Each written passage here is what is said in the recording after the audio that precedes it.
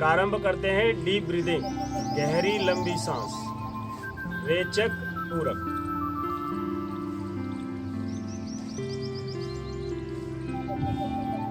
अवधि 3 मिनट।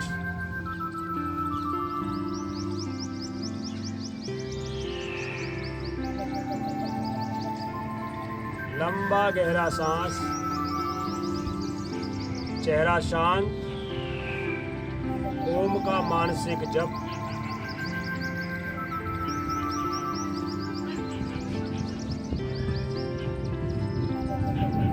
जितना लंबा गहरा धारण करेंगे उतना ही लाभ मिलेगा।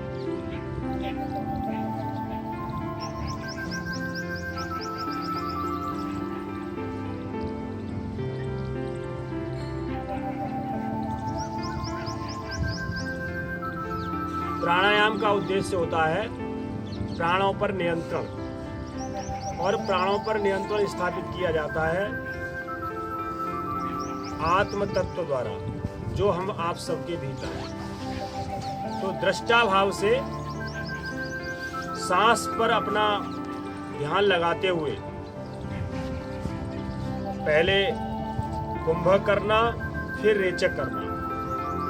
3 मिनट तक ये सब प्राणायाम करने से आपको अंदर तक अत्यधिक ज़्यादा से ज़्यादा वायु का आवागमन प्रारंभ होगा और सभी कोष फेफड़ों के सक्रिय हो जाएंगे।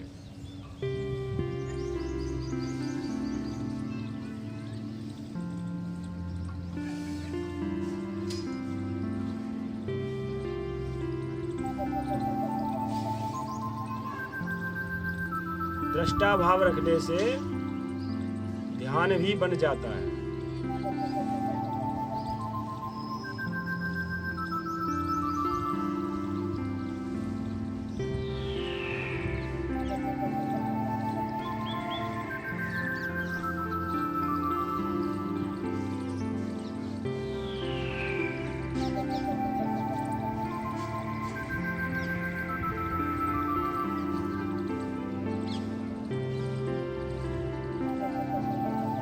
इसके 4 पद होते हैं।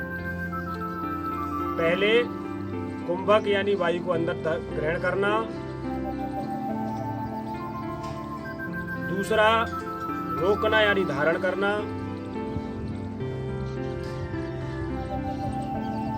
तीसरा रेचक अर्थात वायु को धीरे धीरे धीरे धीरे बाहर निकालना सहज रूप से, और चौथा वायु को बाहर रख के रोकना।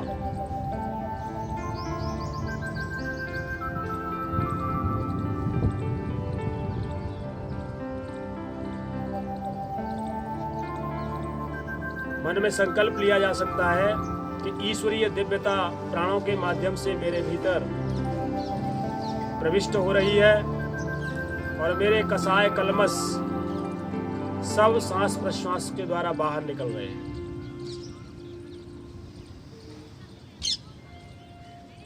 राग द्वेष भय क्रोध लोभ सब का त्याग मानसिक संकल्प के द्वारा।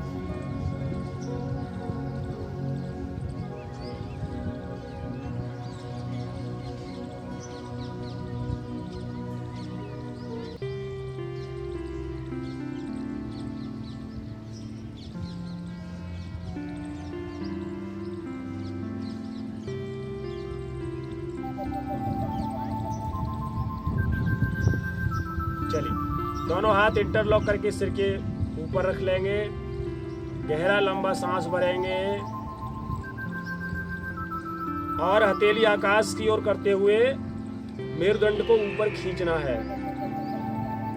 इस तरह से ताड़ासन और मेरुदंड व्यवस्थित हो जाता है आपका।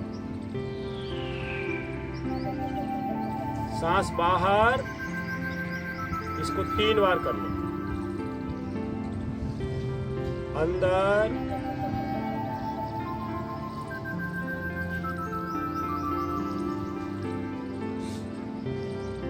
बाहर, अंदर।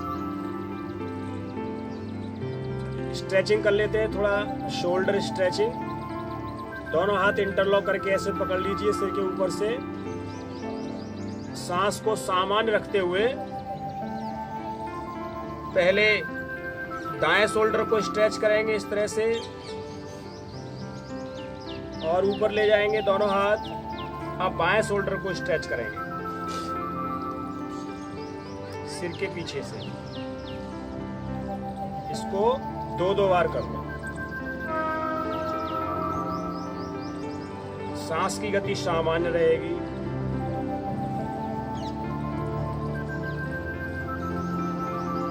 दोनों हाथों की चुटकी बना करके कंधों पर रखेंगे और सेकंड शोल्डर एक्सरसाइज 10 टाइम्स ऊपर की ओर।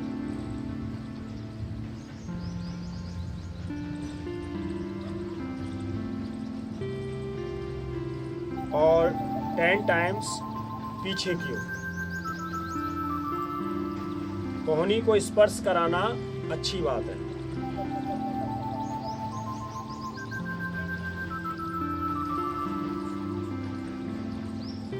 अब दोनों कंधे खोलना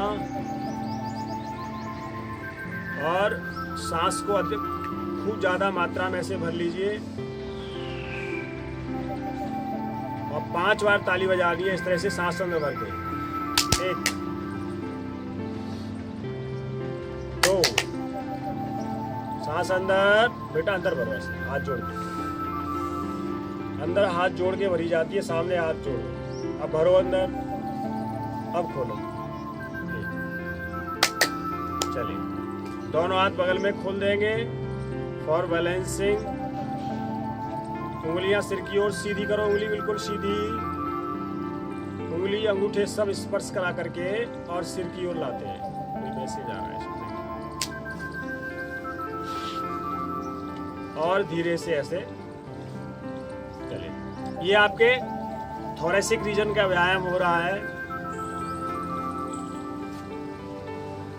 थोड़ा ढीला कर लो। दोनों हाथ सामने और कलाई को लूज कीजिए आप साइड से। अब अंगूठा अंदर बंद करके कलाई का व्यायाम 10 टाइम्स। विपरीत, दोनों कलाई टाइट। ये आपके पार्किंसंस जो रोग होता है, उंगलियां कांपने लग जाती हैं, नर्वस सिस्टम वीक हो जाता है, उसके लिए एक्सरसाइज है। लूज। चलिए डीप ब्रीदिंग हो गया। कपालभाति प्रारंभ करेंगे 3 मिनट। मुद्रा प्राण मुद्रा।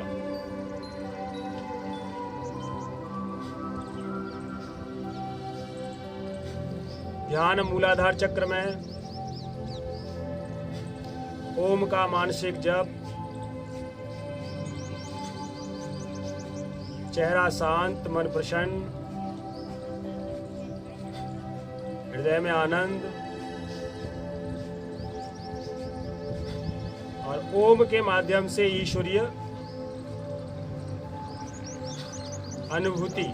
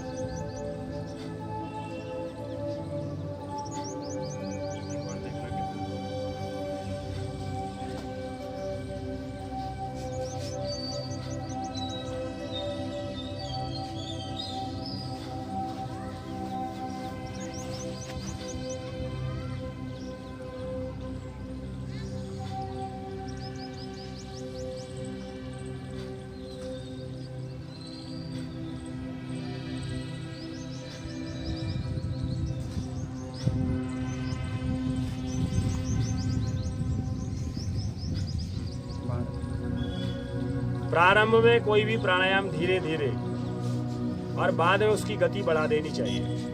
ये कपालभाति की बात कर रहा हूँ केवल।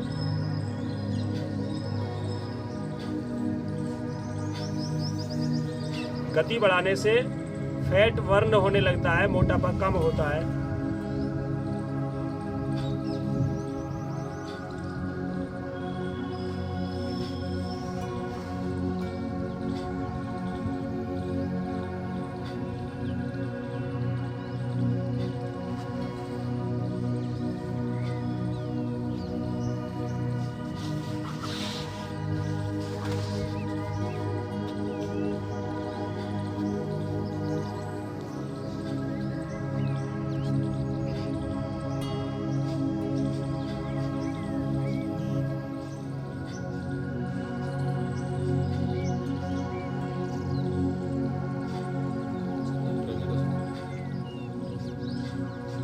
चलिए, दोनों पैर खोल लेंगे।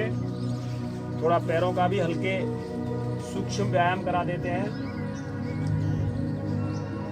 दोनों हथेली अपनी बगल में लगाएंगे और एड़ी बाहर निकालेंगे। एड़ी बाहर निकालने से ज़्यादा लाभ मिलता है। केवल फिंगर टिप्स को आप आगे पीछे करके पैरों को व्यायाम देंगे।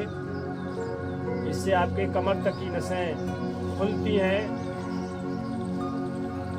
और पैरों में मजबूती आती है, खून का प्रवाह बनता है। पूरा पंजा आगे पीछे। ये बुजुर्ग, जवान और बच्चे सबके लिए लाभदायक है।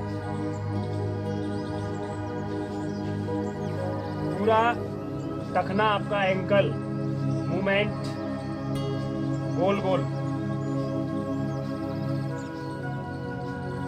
विपरीत। अब घुटने को पकड़ के एड़ी बाहर निकाल लेते। ये आप 5-6 बार कर लो रेगुलर, तो आपके घुटने की समस्या आएगी नहीं। आ गई है तो थोड़ी बहुत ठीक हो सकती है। ये इस तरह से आप बटरफ्लाई करेंगे और एक आसन कराएंगे आपको, भूनवन। मैं अपने इस रोजाना के कार्यक्रम में एक आसन शामिल करूंगा, 5 प्राणायाम और ज़्यादा नहीं, एक योग सूत्र। इस तरह से आपको इस योग श्रृंखला का लाभ मिलता रहेगा ईश्वर की इच्छा से। देखिए, भूनवन आसन करने से पहले हम एक आसन करते हैं, पश्चिमोत्तानासन। दोनों पैर खोल लीजिए। देखिए, बहुत सरल तरीका बता दूंगा आपको मैं। हाथ इस तरह से ऊपर करेंगे, पश्चिमोत्तानासन के लिए तैयार। सांस को बाहर निकाल करके दोनों हाथ आपको अपने पैरों के पास ले जाने का प्रयास करना है, इस तरह से। ये देखिए, कोशिश, जबरदस्ती नहीं, कोशिश। अब दोनों अंगूठे ऐसे पकड़ लो आप हाथों से, अगर कर सकते हैं तो। नहीं कर सकते हैं तो जहां तक आपके हाथ पहुंचाए वहां तक कर। अब सांस को बाहर निकालना है, पीठ को लंबा करना है और सिर को घुटनों के बीच तक लाने का प्रयास।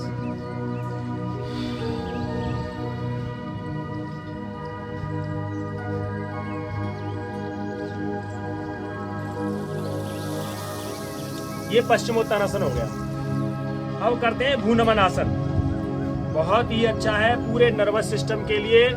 साइकोफिजिक बैलेंस यानी शारीरिक मानसिक संतुलन। दोनों पैर जितने खोल सकते हैं आप खोल लीजिए इस तरह से, और दोनों हाथ सामने रख लो। कोई कठिन नहीं है, एड़ी आपकी गिरनी नहीं चाहिए, एड़ी बाहर निकली रहे इस तरह से। दोनों हाथ यहाँ रख लीजिए, बहुत सरल है। जितने आप नीचे जा सकते हैं जाओ, उंगलियों से चलिए ऐसे। ध्यान रखो, चेहरा ऊपर रखना है आपको ताकि मेरुदंड आपका सीधा रहे, बिल्कुल इस तरह से। यह है भूनवन आसन का तरीका। आराम से करिए, आप जितना कर सकते हो उतना करो। इसमें छाती को यहाँ लगाना होता है, जो लगा सकते हैं लगाएं, नहीं जबरदस्ती ना करें, लेकिन पैर सीधे रहेंगे।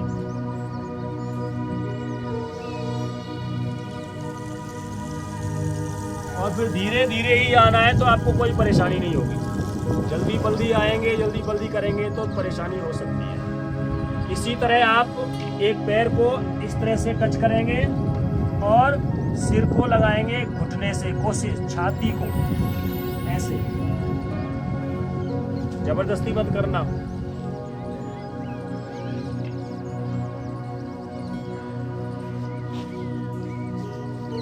ये हो गया आपका भ्रूनमन। थोड़ा तितली आसन कर लेते हैं और अगला प्राणायाम कराएंगे। मेरी इच्छा ये रहती है कम समय में ज्यादा से ज्यादा लाभ आपको दूं। आप राष्ट्र सेवक हैं और मेरी भी सेवा थोड़ी बहुत लग जाएगी। चलिए सीधे बैठते हैं। एक बार ओम का जप और अनुलोम विलोम प्राणायाम।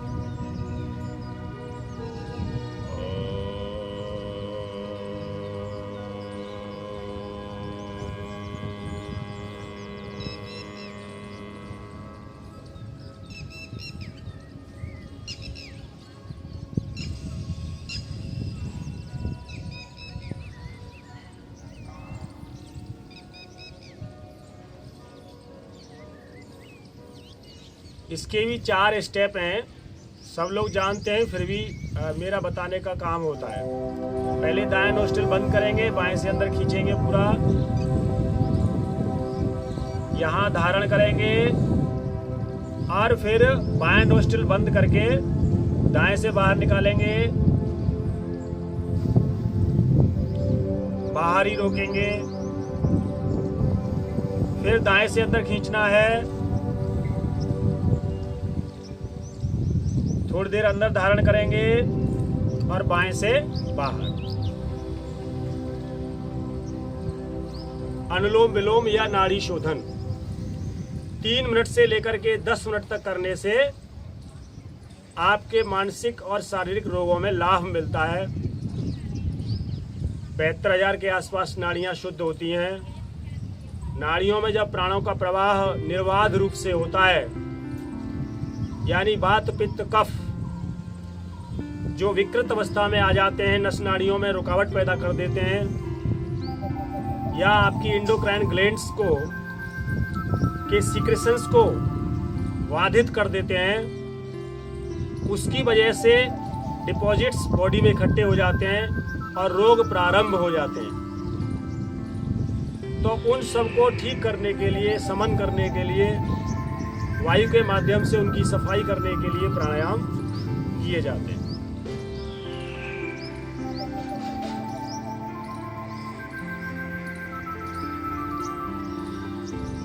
ये वैक्यूम प्रेशर का काम करता है। वैक्यूम से जैसे सफाई करते हैं, ऐसे ही ये बॉडी के अंदर के डिपॉजिट्स को हम बाहर निकालते हैं, फेफड़ों को मजबूती मिलती है, बहुत सारे लाभ हैं। कह रहे अब तो मैंने ये देखा है कि अंग्रेजी वाले डॉक्टर भी, एलोपैथी डॉक्टर भी प्राणायाम लिखने लग गए, ये प्राणायाम करिए, ये प्राणायाम करिए। ये हमारी भारतीय वैदिक पद्धति का कमाल है।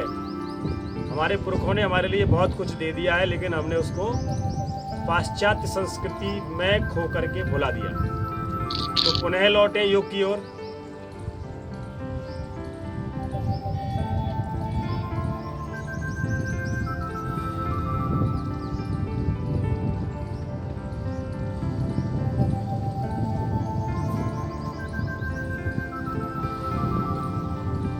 चलिए भ्रामरी प्राणायाम करेंगे और एक सूत्र की व्याख्या।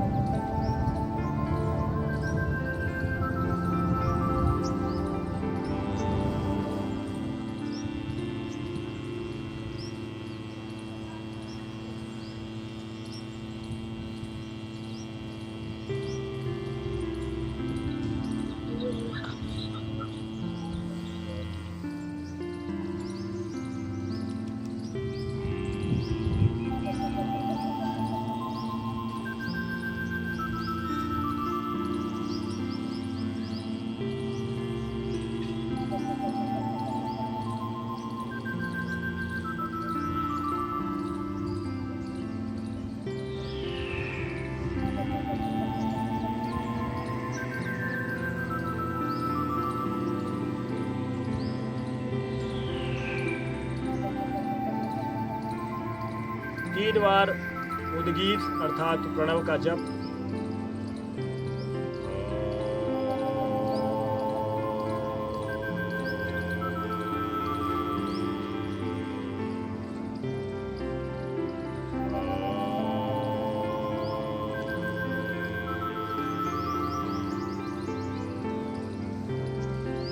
योग की व्याख्या में कल मेरा प्रकरण चल रहा था कि अभ्यास और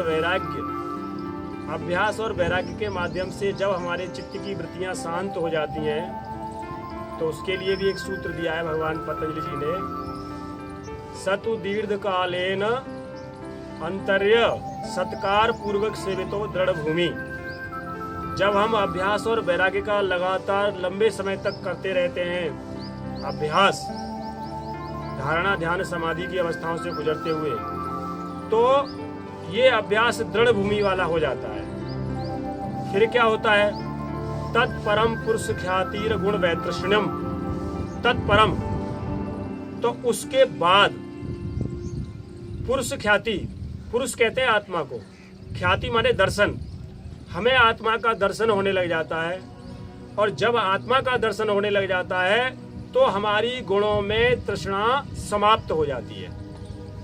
गुणों की या रजोगुण तमोगुण की हमको कोई आवश्यकता ही नहीं रहती। प्रकृति से हमारा संबंध केवल दृष्टा और दृश्य का रह जाता है। हम क्या सोचते हैं कि हम दृष्टा हैं और ये संसार दृश्य है।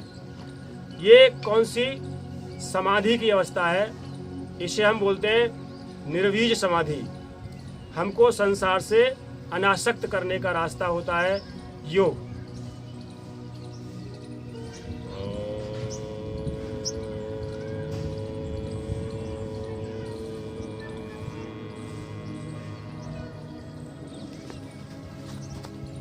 आप सबको बहुत बहुत धन्यवाद, प्रणाम।